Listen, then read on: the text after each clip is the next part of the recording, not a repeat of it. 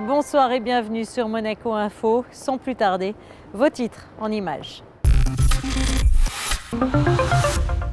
Nous ouvrirons cette édition avec une opération de l'AMAPI qui vient de se tenir, place de la Condamine. Le restaurant du lycée technique et hôtelier, le Cordon d'Or, est équipé depuis peu de supports numériques pour prendre les commandes, un gain de temps pour le restaurant. La crèche L'Île aux Bambins a été le théâtre d'un bébé-concert. Retour sur un autre concert, cette fois celui de l'Orchestre Philharmonique de Monte-Carlo, avec le harpiste Xavier Demestre. Et puis nous terminerons cette édition avec notre invité du mercredi qui sera Hassan, l'humoriste et enfant du pays.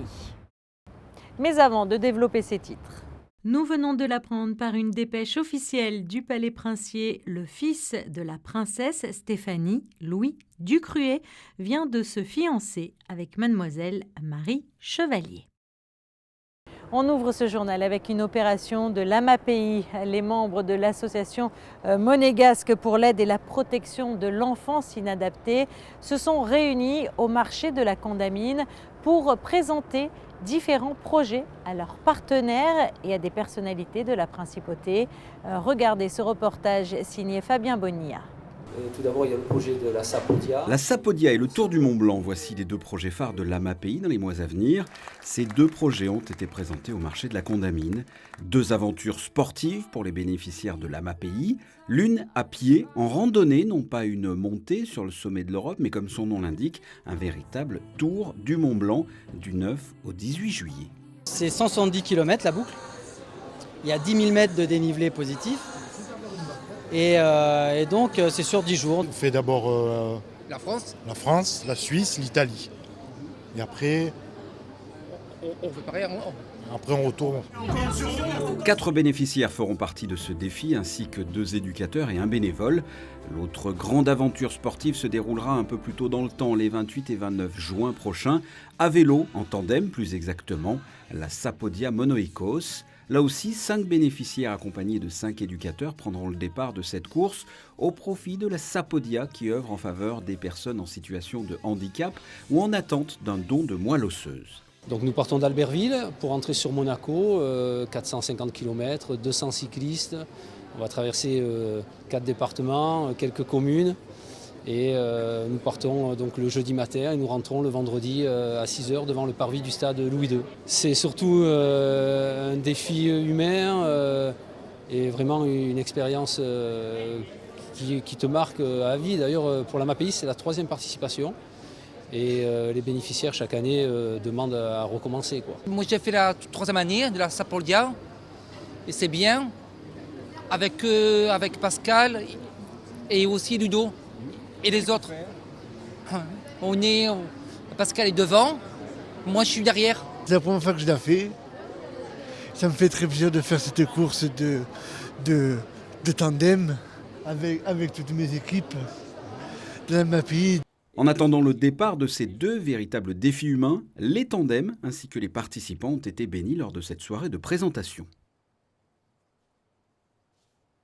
Grâce à un partenariat innovant entre le gouvernement princier et la compagnie monégasque de banque, depuis quelques mois, le restaurant du lycée technique et hôtelier de Monaco est équipé de supports numériques pour prendre les commandes. Quand le Cordon d'Or se met à l'heure du numérique, c'est tout de suite. Les nouvelles technologies font leur entrée dans les cuisines du lycée technique et hôtelier pour le plus grand bonheur des élèves, de leurs professeurs et des clients. Dorénavant, pour prendre les commandes, les élèves qui effectuent le service en salle disposent de 16 iPad Air, garantissant ainsi un service optimal. Des nouveaux outils technologiques qui garantissent un gain de temps en salle et en cuisine, à l'instar de ce qui se pratique dans le monde professionnel.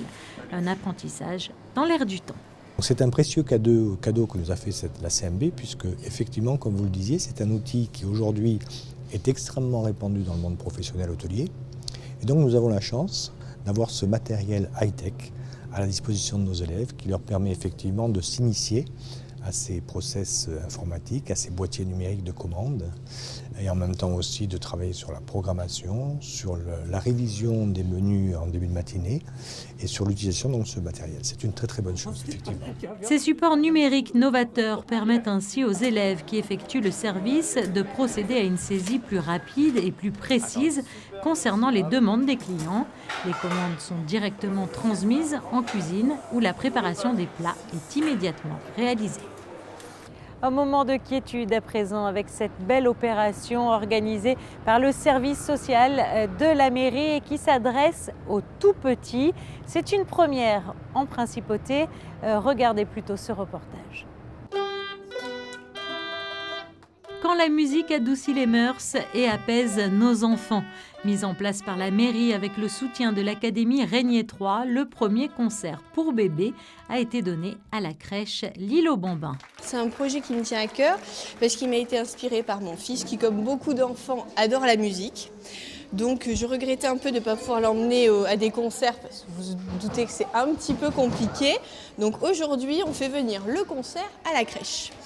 Et l'intérêt de le faire venir à la crèche, c'est qu'ils sont chez eux, ils sont comme à la maison, ils sont entourés des personnes qui veillent d'habitude sur eux, avec cette capacité d'aller et venir, d'aller écouter les sons chantés, les sons joués, d'aller voir les instruments, de tester les instruments.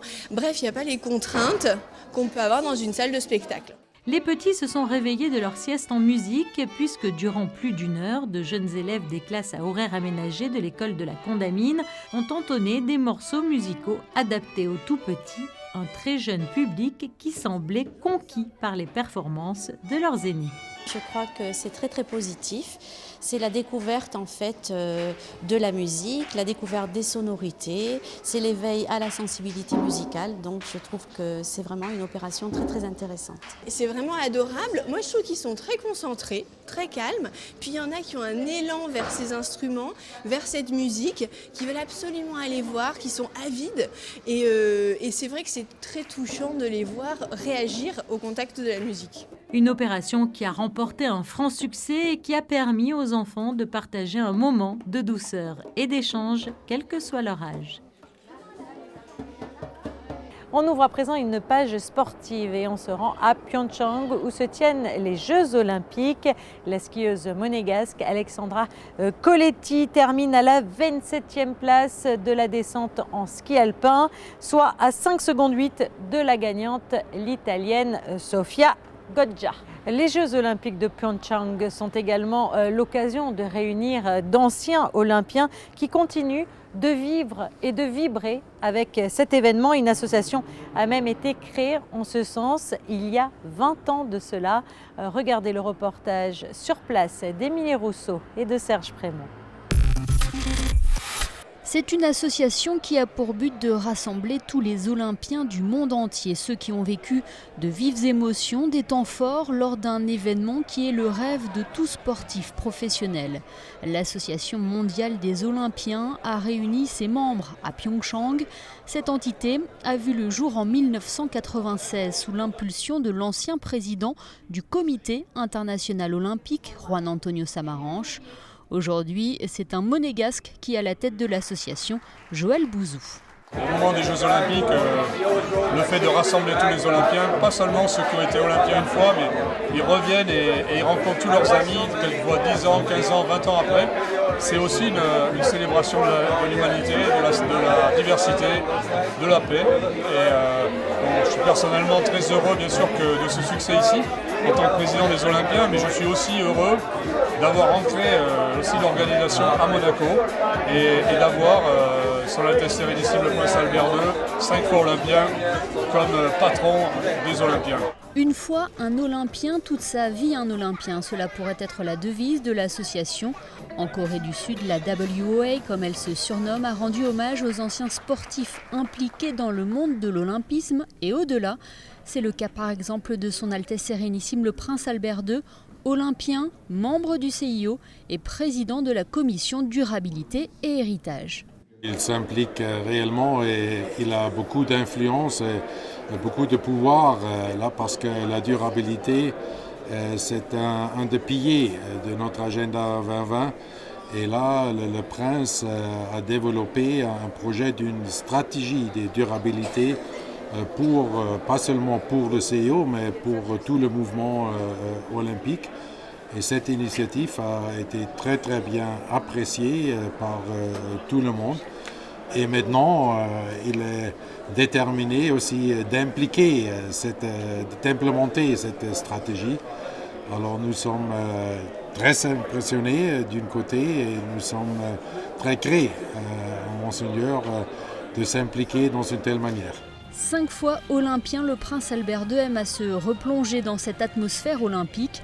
Le souverain aura d'ailleurs suivi de nombreuses compétitions lors de sa présence à Pyeongchang, avec bien évidemment un soutien particulier aux Monégasques engagés. Carte blanche à la salle Garnier. L'artiste en résidence cette année avec l'Orchestre Philharmonique de Monte-Carlo n'est autre que le harpiste Xavier Demestre qui vient de donner 2 concerts dimanche, dont un tout à fait exceptionnel puisqu'il s'agissait d'un concert pour harpe et castagnette. Le reportage de José Sacré.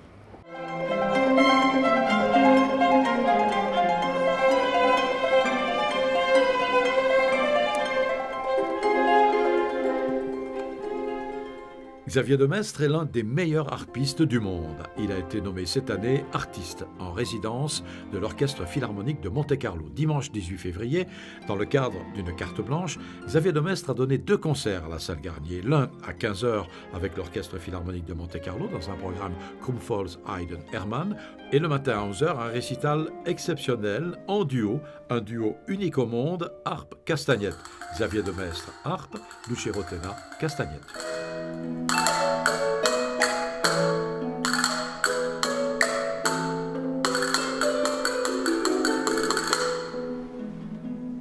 Lucero Tena était la plus grande danseuse de flamenco il y a quelque temps maintenant.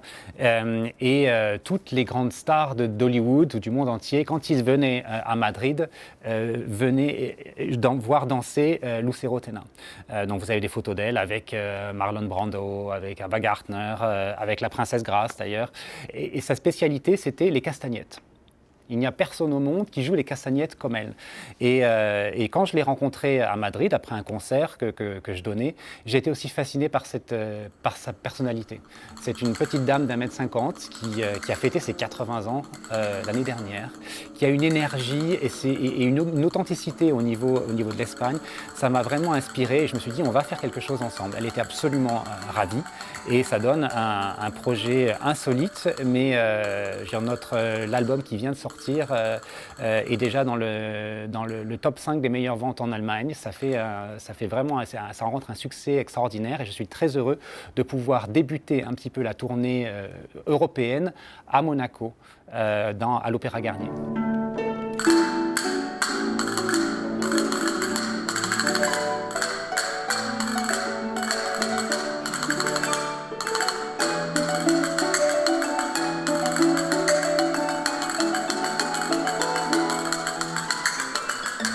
Vous retrouverez le harpiste Xavier Demestre en concert avec l'Orchestre Philharmonique de Monte-Carlo le vendredi 15 juin à l'Auditorium Régnier 3, sous la direction cette fois de Kazuki Yamada.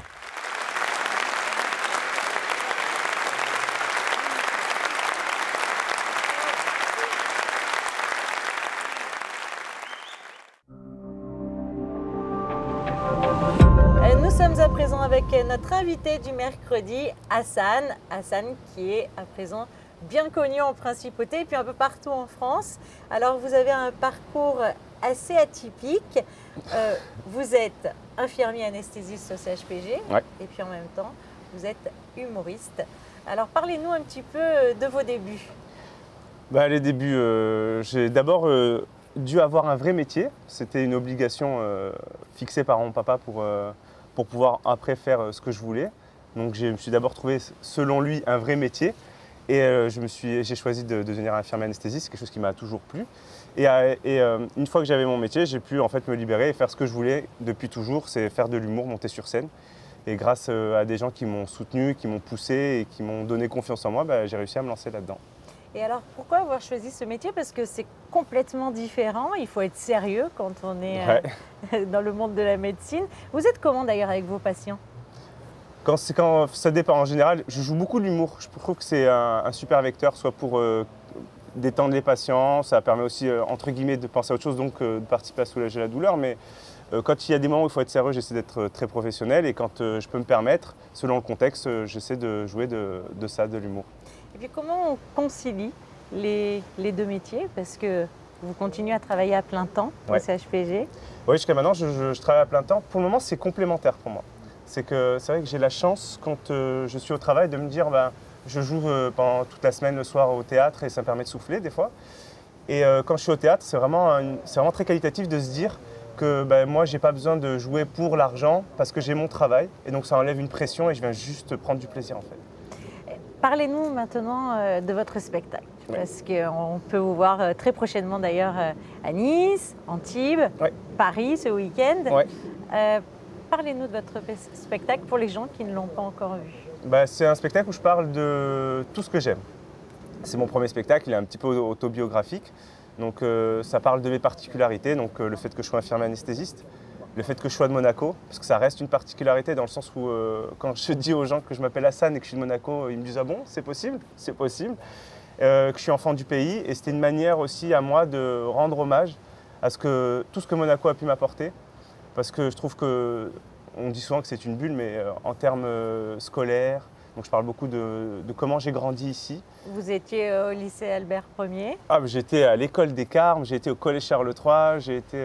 Et alors nous, on a des sources. Déjà à la cantine, vous faisiez rire les copains. Faut pas toujours croire, non c'est vrai. En fait oui, et ça c'est fou parce qu'au fil du temps, je rencontre des anciens amis et qui me disent que j'étais déjà un petit peu le comique de la bande, mais j'en ai pas souvenir vraiment. Mais ça fait plaisir, ça veut dire que c'était vraiment ancré en moi. Et toutes vos sources d'inspiration, vous les puisez où? Vous les puisez dans votre quotidien, au CHPG peut-être aussi? Entre guillemets, en fait, avec vos amis? Les gens. C'est les gens en fait. J'essaie toujours, je parle d'abord que de ce que j'aime, c'est un choix. J'essaie toujours de ne pas dénaturer les personnes. Et en fait, j'aime bien sublimer des situations en prenant le côté caricatural de la scène et vraiment pour les mettre en lumière. Parce qu'il y a des choses que je trouve très drôles quand on les sort du contexte. Et ça, c'est ce qui me plaît. Puis alors, ça démarre fort, hein, parce que le showbiz, c'est en train de faire un carton. C'est un grand mot, le showbiz, mais ça commence à marcher, la radio également, on vous a proposé une chronique sur France Bleu Azur. Alors, tous les mardis matins, Et alors, qu'est-ce qui se passe? Qu'est-ce que vous dites? Déjà, c'est super comme truc. C'est un nouvel exercice pour moi. Donc, tous les mardis matins en direct. En plus, le créneau de 7h30, c'est un créneau quand même qui est assez intéressant dans le sens où les gens sont souvent en voiture ou à la radio. C'est génial parce que c'est un nouvel univers. C'est un endroit où je peux m'exprimer librement, tester des choses. Tester même des univers dans lesquels justement je ne vais pas trop sur scène et j'apprends beaucoup. Moi j'apprends beaucoup à essayer de transmettre des choses sans le visuel aussi, donc c'est vraiment super. Et qu'est-ce qu'on peut vous souhaiter pour le futur? Oh là là, que ça continue comme ça déjà. Qu'est-ce qu'on pourrait me souhaiter? De faire plein de belles salles. Moi j'ai plein d'objectifs, j'ai plein de rêves. J'aimerais entre guillemets, le travail j'aimerais que ça reste comme ça, parce que ça c'est vraiment qualitatif. Et j'aimerais pouvoir jouer, je sais pas moi, au Marrakech du Rire, ça serait super. Juste pour rire au Canada. Le festival de Montreux en Suisse, voyager grâce à ça et rencontrer des personnes qui pourront m'apporter aussi des choses à ce niveau-là. Vous avez participé à un concours dernièrement au mois de janvier à Paris. Ça s'est passé comment? Ça s'est très bien passé. C'était les Besses de l'humour. C'est une sélection en fait nationale, plus une sélection suisse, belge et des humoristes français à Londres. On a été 12 sélectionnés en finale à Paris, dans la grande salle de l'Alhambra, donc magnifique salle que je ne connaissais pas. Et suite à ça, ils ont choisi 6 lauréats pour partir en tournée. Je fais partie des 6 lauréats, donc j'étais très content de représenter toute la région PACA, mais surtout Monaco. Et à travers ça, ça me permet de faire d'autres rencontres et d'avoir d'autres tremplins, comme l'Open du Rire de Rire et Chanson que je ferai lundi à Paris. Alors, ce week-end, on vous retrouve à Paris, mais si on ne peut pas monter à Paris, les dates à retenir prochainement dans la région pour venir vous voir? Alors les plus proches, c'est la semaine prochaine, du 28 février au 3 mars, au Théâtre Le Tribunal à Antibes. Et sinon, la semaine d'après, dans un lieu que j'affectionne, c'est le Théâtre des Oiseaux, le théâtre de Noël Pernat, Mado la niçoise, qui me refait confiance pour la 3e fois. Et je joue du 8 mars au 11 mars. Voilà. Mais super, alors je vous on y attends. vous voir avec plaisir. Avec plaisir. Tout de suite, votre météo. Ce jeudi, le temps changera et c'est une période d'instabilité qui va s'installer. La journée sera majoritairement nuageuse. Vendredi, le temps restera nuageux et les températures seront comprises entre 5 degrés au lever du jour et 11 degrés dans l'après-midi. Samedi, la dégradation des conditions météorologiques se poursuivra avec l'apparition de pluie dans le courant de la journée. Dimanche, l'arrivée d'une vague de froid entraînera de possibles chutes de neige à basse altitude et la journée restera nuageuse. Lundi, des nuages encore, mais cette fois accompagnés de pluie, des pluies qui laisseront peu à peu place à des flocons de neige. Les jours suivants, les nuages seront toujours bien présents. Ce journal est à présent terminé. Merci pour votre fidélité. Retrouvez tout de suite Sandrine Nègre, Charlotte Casseraghi et Boris Cyrulnik qui, dans le cadre de la conférence Violence et enfance, étaient au théâtre Princesse Grace Rencontre.